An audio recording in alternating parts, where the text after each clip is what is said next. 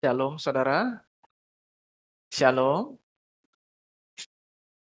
Saudara, seperti dikatakan pendeta Lukas, Pastor Lukas minggu lalu, jadi sepanjang em, bulan ini, saudara, kita akan belajar banyak tentang Roh Kudus, saudara. Jadi lebih agak berat dikit, saudara ya, supaya kita punya pemahaman yang kuat, mengenal Tuhan, mengenal Roh Kudus secara tepat, bukan berdasarkan apa kata orang, tapi sungguh apa kata firman Tuhan. Hari ini kita akan buka 3 atau 4 bagian firman Tuhan. Karena itu saudara boleh siapkan Alkitabmu, gadgetmu, yang di rumah bisa mendapatkan dari tampilan layar saudara. Itu berkat bagi saudara yang gereja online saudara ya. Tidak perlu buka gadget tapi bisa dibukakan. Tapi akan baik kalau kita buka sendiri. Nah saudara, kita perlu menyadari bahwa Roh Kudus itu penolong bagi kita. Amin. Dia adalah diutus oleh Allah, dan dia Allah sendiri sebagai penolong bagi kita. Tapi mengapa banyak orang yang mengaku punya Yesus, punya Allah Roh Kudus dalam kehidupannya, tidak berbuah, saudara? Karena jawabannya sederhana, dia tidak dipenuhi dengan Roh Kudus. Nah, hari ini kita ingin belajar satu hal, dipenuhi Roh Kudus. Saudara mungkin sedang dengar kata ini, kalimat ini, waktu saudara ketemu dengan teman-teman Kristen yang lain, kamu mungkin belum dipenuhi Roh Kudus. Nah, saudara mulai bingung. Nanti ada baptisan Roh Kudus, ada baptisan air, ada dipenuhi Roh Kudus pula. Banyak nih orang Kristen ini. Apa tidak sih kok baik? Nah, nanti saudara bingung ya. Tapi kita akan dasari firman Tuhan kita, buka Efesus pasal 5 ayat 17 sampai 19. Efesus pasal 5 ayat 17 sampai 19. Efesus pasal 5 kita baca firman Tuhan ini saudara bersama-sama. Sudah ketemu? Katakan amin. Yuk, 1, 2, 3. Sebab itu janganlah kamu bodoh, tapi usahakanlah supaya kamu mengerti kehendak Tuhan. Dan janganlah kamu mabuk oleh anggur, karena anggur menimbulkan hawa nafsu. Tetapi hendaklah kamu penuh dengan roh. Dan berkata-katalah seorang pada yang lain dalam mazmur, kidung puji-pujian dan nyanyian rohani. Bernyanyi dan bersoraklah bagi Tuhan dengan segenap hati. Jangan kamu mabuk oleh anggur, tetapi hendaklah kamu penuh dengan roh. Nah, ayat ini dasar firman Tuhan, saudara, bahwa setiap orang Kristen harus dipenuhi dengan roh. Tapi diawali dengan kata hendaklah. Hendaklah itu ajakan. Bukan kamu harus, itu perintah. Tapi hendaklah, ajakan. Jadi pertama kita harus tahu, dipenuhi Roh Kudus itu menjadi sebuah ajakan bagi setiap orang Kristen, saudara. Ya, dipenuhi Roh Kudus harusnya menjadi hal yang normal bagi saudara dan saya, dipenuhi oleh Allah Roh Kudus. Bukan sebuah paksaan atau sebuah kewajiban. Karena itu kita baca ayat tadi mengatakan hendaklah Bapak, Ibu, dan Saudara kita semua dipenuhi dengan roh. Bukan sebuah paksaan atau sebuah kewajiban. Nah, kita buka ada satu bagian firman Tuhan, Yohanes pasal 7 ayat 38 sampai 39, Saudara. Yohanes pasal 7 ayat 38 sampai 39. Demikian firman Tuhan, 1, 2, 3. Barang siapa percaya kepadaku, seperti yang dikatakan oleh kitab suci, dari dalam hatinya akan mengalir aliran-aliran air hidup. Yang dimaksudkannya ialah roh yang akan diterima oleh mereka yang percaya kepadanya, sebab roh itu belum datang, karena Yesus belum dimuliakan. Dikatakan saudara, Roh Kudus adalah aliran-aliran air hidup. Nah, saudara butuh pahami, dipenuhi Roh Kudus itu bukan satu kali dan selesai. Nanti kita akan lihat di bagian yang lain. Apa sih bedanya baptisan Roh Kudus sama baptisan air sama dipenuhi Roh Kudus? Nah, dipenuhi Roh Kudus, saudara, bukan terjadi sekali selesai. Tapi saudara, orang Kristen itu kehidupannya seperti ember. Saudara isi air, tapi ada dipakai setiap hari, keluar airnya, tentu ember itu isi airnya berkurang. Lalu haruslah diisi lagi supaya penuh. Alkitab menunjukkan, tadi kita baca Yohanes, Roh Kudus itu memenuhi kita seperti aliran-aliran air hidup. Kalau di dalam terjemahan aslinya itu seperti sungai, saudara. Artinya tidak akan pernah habis. Betul saudara ya, kalau kita ke sungai, saudara ambil airnya, nggak akan pernah habis. Mengapa? Di ujung sana ada mata airnya. Tidak ada kita kenal, kita sering dengar ada namanya tetesan berkat, hujan berkat. Saudara ya, kita kadang-kadang suka dengar kalimat seperti itu. Tidak ada dasarnya di Alkitab. Mungkin di nyanyian kita sering dengar ada hujan berkat, tetesan berkat. Itu tidak ada dasar di Alkitab. Tapi yang ada dasar firman Tuhan adalah aliran Roh Kudus memenuhi hidup kita yang tidak pernah berhenti, saudara. Dia adalah sungai kehidupan, Allah sendiri yang terus menyediakan yang terbaik bagi kita. Artinya kita diajak setiap hari untuk menikmati Tuhan memenuhi hidup kita. Amin. Dalam pekerjaan saudara, dalam rumah tanggamu, dalam usaha pekerjaanmu, dalam apa yang kau kerjakan, hai yang kau masih yang studi, kuliah, engkau membiarkan Tuhan memenuhi hidupmu setiap hari. Tuhan menggunakan istilah ini saudara, supaya kita sadar bahwa Yesus Allah kita yang hidup, sumber yang tidak pernah habis. Kita diajak untuk terus bergantung kepada Dia, bukan kepada hal lain. Mengandalkan Dia. Saudara, tidak ada sudah diwajibkan dipaksa untuk bergantung kepada Tuhan, tapi hendaklah hidupmu dipenuhi dengan Roh Kudus. Nah, ini menolong kita memasuki poin yang kedua. Yang kedua berbicara, saudara, ini saudara ya, dipenuhi Roh sesungguhnya bukanlah sebuah paksaan atau kewajiban. Saudara tidak pernah dipaksa. Tuhan mengajak saudara untuk datang semakin dekat kepada Dia, tidak pernah dipaksa. Tapi dengan kesungguhan hati yang sukarela. Yang kedua, saudara, kita tahu bahwa dipenuhi Roh bukanlah sebuah pengalaman yang mistik, yang fenomenal. Memang, saudara, kadang kita bisa menyadari dipenuhi Roh itu sebagai satu pengalaman rohani, tetapi kadang juga tidak. Karena pemenuhan Roh Kudus ini tidak bergantung dengan namanya perasaan. Aduh, perasaan aku hari ini dipenuhi Roh Kudus. Kau rasa udah? Aku udah rasa kok. Jadi hanya bergantung pada perasaan, tidak saudara. Dipenuhi Roh Kudus tidak bergantung kepada perasaan kita. Tidak harus mistik. Aku semalam mimpi ketemu burung merpati besarnya warna putih. Burung merpati itu ngomong sama aku. Lalu aku bangun tiba-tiba badan aku dingin dari kepala sampai kaki. Dingin bukan karena Roh Kudus. Karena saudara tidur di bawah AC terlalu lama di kamarmu, saudara. Ada orang mengatakan itu pengalaman mistik. Harus ada getaran-getarannya, saudara. Tapi tahukah saudara, dengarkan ini. Apa arti baptisan air? Bapak Ibu saudara sudah semua dibaptis air di sini? Di gereja Fu Intong atau di gereja lain? Sudah? Siapa yang sudah dibaptis di sini? Angkat tangannya. Coba. 5 tahun, 10 tahun yang lalu Pak Tan Kahin sudah ya. Jetmin sudah. Trisnadi sudah baptis. Masih ingat kapan baptisnya? Asu, Pak Tan Kahin masih ingat baptisnya kapan? Nai Hensiu ya. Muse 95. 1995, saudara. Pendeta Wendy Pratama. Jadi berapa tahun tuh, saudara ya? 28 tahun yang lalu. Nah, kok Adang berapa tahun yang lalu baptis kok? 90. 30 tahun lebih ya? Krisnadi, masih ingat baptisnya kapan? Jadmin, ingat baptisnya kapan? 2005. 2005 artinya 18 tahun. 2 tahun lagi 20 tahun, dapat hadiah payung dari gereja. Sekarang pertanyaan yang kedua, saudara. Apa arti baptisan air? Nah, masih banyak ditanya, jawabnya apa arti baptisan air? Mose, saya ini banyak dosa. Dari waktu baptis air itu, cuci dosa, Mose, satu paket. Bersih galau. Makanya waktu dicelupin Pak Pendeta, saya tidak mau setengah-setengah. Pak Pendeta, celupi sampai ujung rambut masuk dalamnya, biar bersihnya, saudara, dosanya. Apakah itu arti baptisan air, saudara? Banyak yang masih jawabannya begitu. Banyak mahasiswa ditanya jawaban ini, apa arti baptisan air? Saya pikir tidak mungkinlah jawab salah mahasiswa. Pak, untuk mencuci dosa, sudah lama Pak, banyak buat dosa. Woi, jawabannya. Saudara, baptisan air bukan untuk mencuci dosa,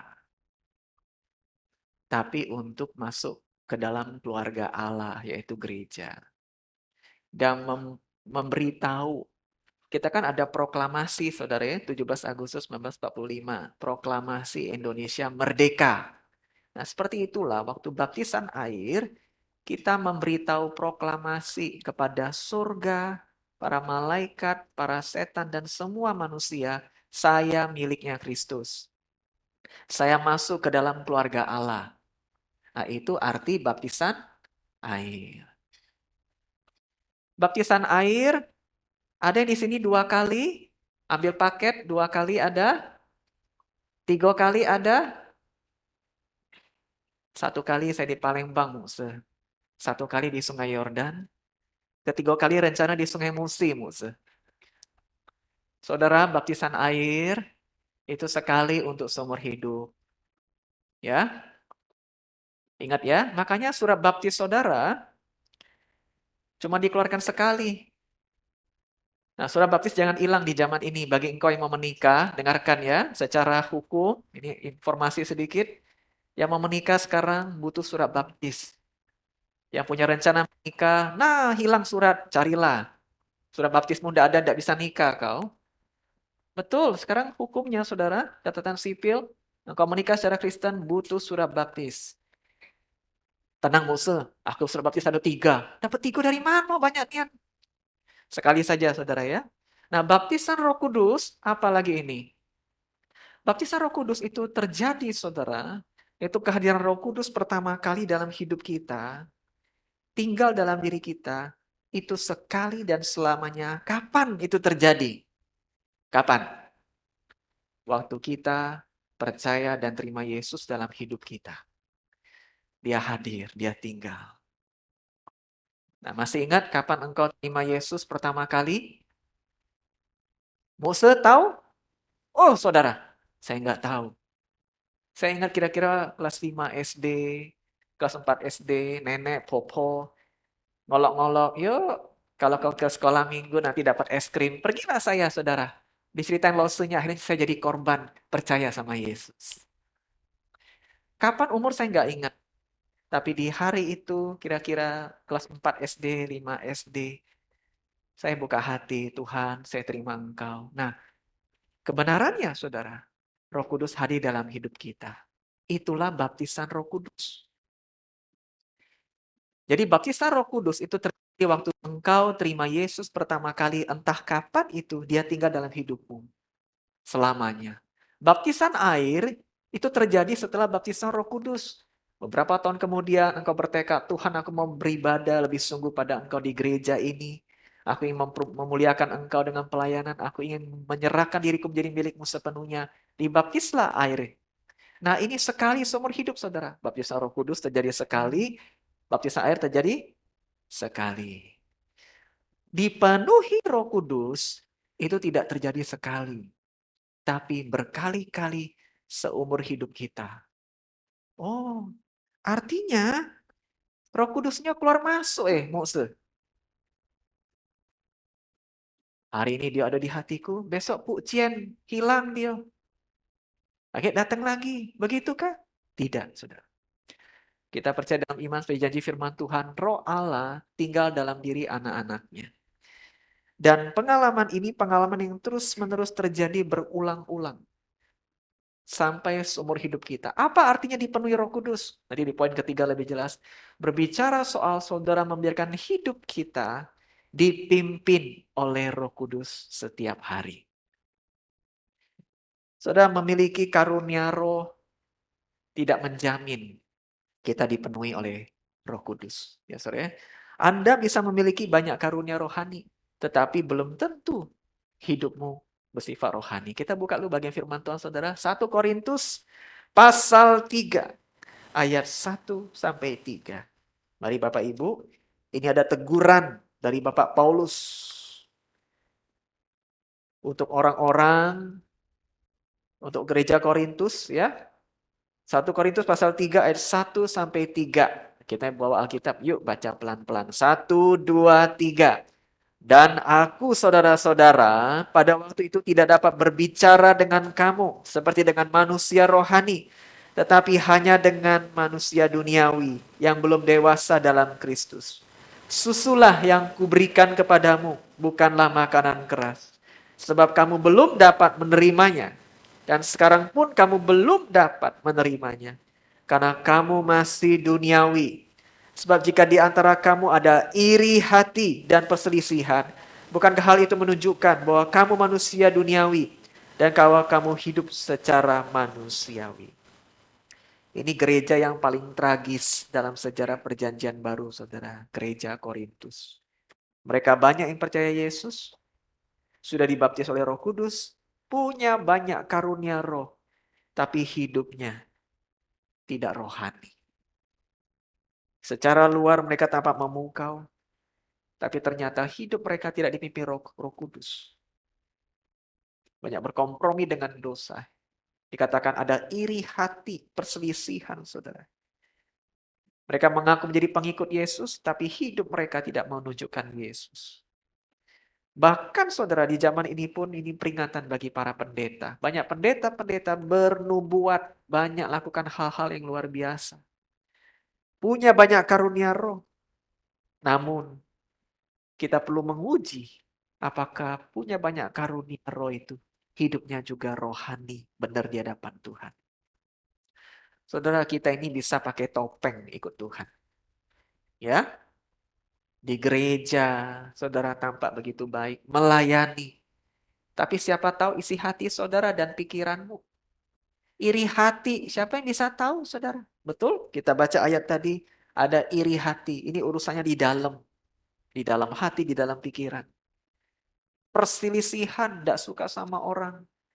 Hal-hal yang berdosa. Nah, Tuhan bilang, punya banyak karunia rohani, belum tentu engkau itu dewasa rohani. Seorang yang penulis buku namanya Max Lucado berkata demikian, saudara. Karunia rohani bukanlah tanda dewasa rohani. Apa banyak karunia rohani, saudara? Kau bisa memuliakan Tuhan dengan mulutmu. Kau bisa menasehati, kau bisa mengajar sekolah minggu. Para pendeta bisa menjadi guru. Ada karunia bahasa lidah, bahasa roh sekalipun. Ya, saudara, menyembuhkan orang sakit, karunia-karunia yang hebat. Tapi belum tentu hidupmu dipenuhi oleh Tuhan.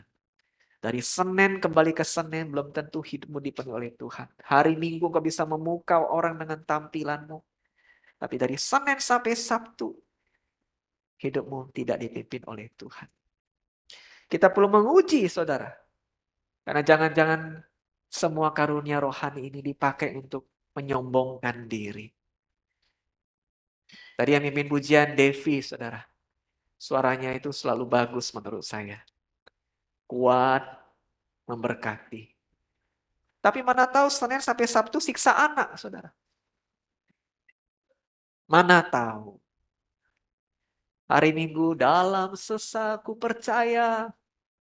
Wah, menyentuh sekali kita diberkati. Senin sampai Sabtu siksa anak, saudara. Musa jangan salah. Amsal ada mengatakan kalau engkau mengasihi anakmu, hajarlah anakmu. Dia melakukan firman Tuhan, saudara. Ada tuh, ada amsalnya, saudara.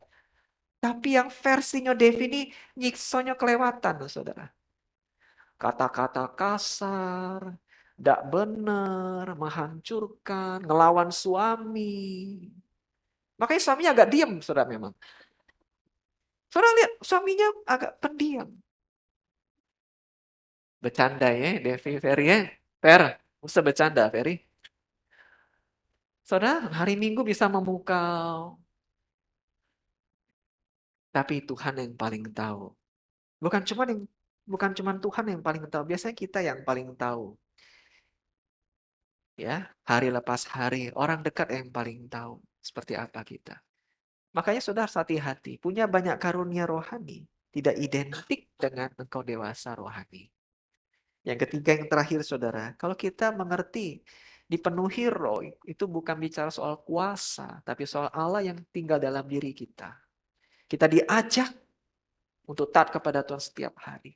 Bukan pengalaman mistik, tapi kita hanya lewati hari-hari bersama dengan Tuhan. Apa arti makna dipenuhi roh itu bicara soal engkau dikuasai oleh kehadiran Roh Kudus, oleh kuat kuasa Roh Kudus. Engkau biarkan pikiranmu dipimpin oleh Dia, dipenuhi oleh Dia. Saudara, Efesus 5:18 ini, bentar ya. Kita udah baca tadi, saudara. Musuh bacakan aja bagi kita. Efesus 5:18 tadi kalimatnya begini, saudara. Janganlah kamu mabuk oleh anggur. Karena anggur menimbulkan hawa nafsu. Saudara, ada di sini yang suka minum-minum?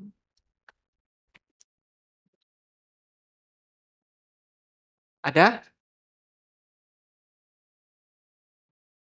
Minum keras ini, saudara. Bukan lembut lagi. Apakah berdosa, saudara, minum-minum? Kalau minum, musuh juga minum, saudara. Pernah cicip, saudara.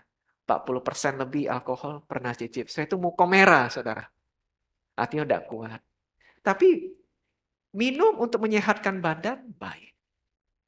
Minum untuk buat kita segar, baik. Kalau sudah ke pegunungan yang tinggi,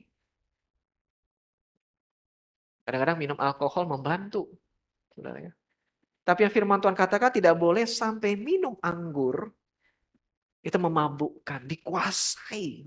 Nah, firman Tuhan memakai kalimat ini untuk menunjukkan hati-hati, jangan sampai hidupmu dikendalikan oleh anggur. Paulus pernah berkata pada Timotius muridnya, engkau ada sakit pencernaan, minum sedikit. Nah, itu berbicara soal minuman keras. Ada ayat firman Tuhan untuk menolong pencernaanmu, hai Timotius. Tapi dalam konteks ini, jangan sampai hidupmu dikendalikan oleh anggur. Sampai kau jatuh dalam hawa nafsu. Berapa kasus pelecehan terjadi karena si pelakunya mabuk, saudara. Nah, hal serupa kalau bicara soal Roh Kudus, waktu engkau dipenuhi oleh Roh Kudus, itu membiarkan hidupmu dikendalikan oleh Roh Kudus, saudara. Engkau menerima Yesus sebagai Tuhan dan Juru Selamat, engkau membiarkan hidupmu tiap-tiap hari progres bersama dengan Tuhan. Tidak lagi punya kebiasaan buruk yang 10 tahun lalu miliki, hari ini masih belum kaipian, masih belum berubah. Semakin harusnya kita kenal Tuhan, semakin kita ngerti mana yang menyenangkan Tuhan, mana yang tidak menyenangkan Tuhan. Dipenuhi roh artinya bahwa kita tidak lagi mengingini dosa, tapi mengingini apa yang Tuhan senang. Saudara, mengapa orang yang 10 tahun lalu pelitlah, iri hatilah, pemarahlah, mulutnya kastarnya, 10 tahun kemudian masih belum berubah? Kira-kira kenapa, saudara? Saudara pernah temu orang seperti itu? Tidak usah ngomong orang lain, Musa. Akulah orang itu. Nah, jangan-jangan, saudara. Kenapa, saudara? Padahal dia datang ke gereja setahun 52 kali, tidak pernah bolong. Kali 10, saudara. 52 kali 10 berapa? 520 khotbah dia dengar. Wih, lebih dari pendeta itu kalau sudah khotbah. Tapi mengapa hidup tidak berubah? Karena telinganya dengar firman, hati masih keras. Tuhan sudah tegur berulang-ulang, tinggalkan. Tidak, Tuhan tidak mau tinggalkan, ini enak. Saudara ingat ya, tidak ada dosa yang tidak enak. Betul? Semua dosa enak. Betul nggak, saudara? Ada tidak enak? Kasih tahu saya. Saya mau lakukan itu, ada dosa yang tidak enak. Hampir selalu dosa bawa kenikmatan. Nah, banyak orang tidak mau lepasin dosa 10 tahun lalu. Wah, kalau saya marah nih musuh, biarin. Mereka mau ngomong apa? Saya lega. Ya, kau lega, orang lain tidak lega. Saya biarin, gak mau lepasin dosa lama, iri hati. Sudah tahu, orang-orang yang iri hati, itu susah tenang hidupnya. Dan orang punya lebih, dia gak tenang. Orang dapat berkat, dia gak tenang. Kalimatnya dia senang lihat orang lain susah, dia susah lihat orang lain senang. Itu orang iri hati. Tapi kenapa tidak mau lepasin, saudara? Dia setengah-setengah. Tuhan bilang jangan. Kalau engkau suam-suam kuku, kumuntahkan. Di Wahyu, saudara, ada Tuhan bilang, kau mau dipenuhi Roh Kudus atau setengah-setengah, tidak bisa. Panas enggak, dingin enggak, Tuhan bilang jangan. Yang seperti ini kumuntahkan. Kalau kamu dipenuhi Roh Kudus total, tinggalkan. Jangan lagi membiarkan hidupmu separuh dipimpin Tuhan dan separuh dipimpin dosa. Makanya saudara, banyak di antara kita kadang-kadang masih ngeri bisnis sama orang Kristen. Betul? Ngakunya Kristen, pelayanan lama, tapi ngeri dengan Dionipa, ngeri dengan Dionimus. Depan belakang beda, Minggu sama Senin beda. Mengapa saudara? Karena hidupnya separuh-separuh. Tapi Tuhan bilang engkau harus membiarkan hidupmu dipenuhi Roh Kudus dari Senin kembali ke Senin, dipimpin oleh Tuhan. Kalau kita sudah percaya Yesus, harusnya hidup kita dipenuhi Roh Kudus itu setiap hari. Para istri, engkau temukan suamimu hidupnya dipenuhi Roh Kudus, dikendalikan Tuhan dan firman-Nya. Amin. Ibu Hakim mendapati suaminya, Pak Yudi, adalah suami yang dipimpin oleh Roh Kudus. Kau Yudi jangan pura-pura tidak dengar musuh ngomong ini, musuh lagi tanya istri. Orang terdekat yang paling tahu, saudara. Apakah suamimu adalah suami dipimpin oleh Roh Kudus setiap hari? Masih merenungkan jawabannya. Lisa, bagaimana? Apakah suamimu adalah suami yang dipimpin oleh Roh Kudus dalam keluarga, bisnis, apapun? Jangan tanya suamimu, tanya Lisa. Kok malah tepuk suaminya? Amin. Ya, Penny, apakah Irwan suami yang kira-kira lah dipenuhi Roh Kudus? Caputo lah, musuh. Yang caputo. Caputo sudah tahu? Cukupan.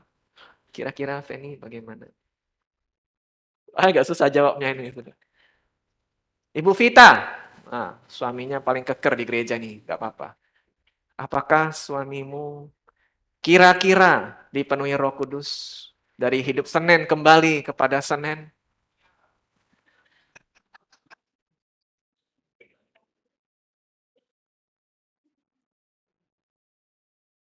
Dipenuhi Roh Kudus itu, saudara, harus hidup tiap hari. Ya, kalau Minggu udah usah ngomong, kita jadi baik galau, betul? Dari Senin, Selasa, Rabu, saudara ketemu pelanggan, ngadapi masalah, lagi kesel sama orang. Nah, saudara bagaimana libatin Tuhan dalam hidupmu?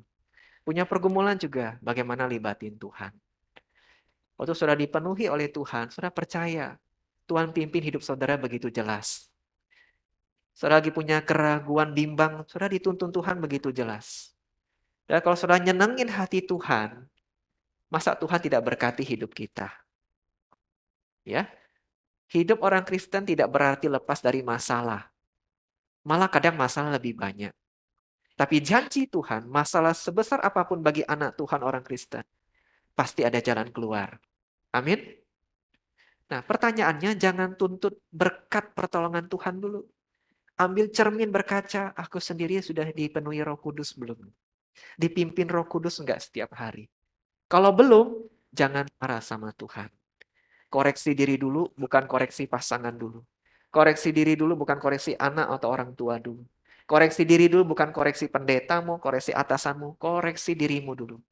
Benahi dirimu. Tuhan, mulai hari ini sampai seumur hidup, aku mau jalan sama Tuhan. Amin. Di waktu lalu, agak tidak beres Tuhan. Masih setengah-setengah. Masih di depan orang sama di belakang orang beda. Saya ini kadang munafik. Jujur nih Tuhan, saya mau bertobat. Tapi dari hari ini dan seterusnya, saya ingin menikmati sumber sungai kehidupan Tuhan. Terus aliri hidup saya dengan kehadiran Tuhan. Dengan kasih Tuhan, dengan kebenaran Tuhan. Dan kau akan melihat saudaraku, setiap anak Tuhan dalam firman yang menyerahkan hidupnya dipimpin Tuhan, dia berhasil sampai akhirnya. Amin.